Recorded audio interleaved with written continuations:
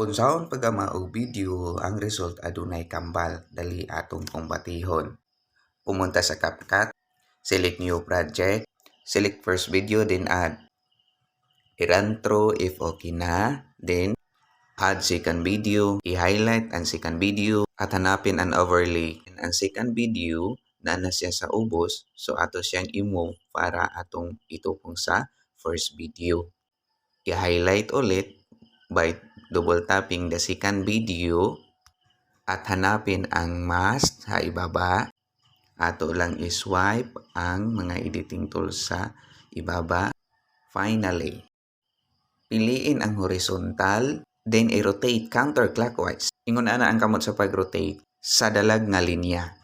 I-move lang gamay para ma-timing siya. Then if okay na, i-check lang ang sa ibaba. Ato rang i-run through ang video para ma-check na to kung okay na ba ang iyang timing. Then ang sobra ato ra nang i-split delete kay wala na siya labot.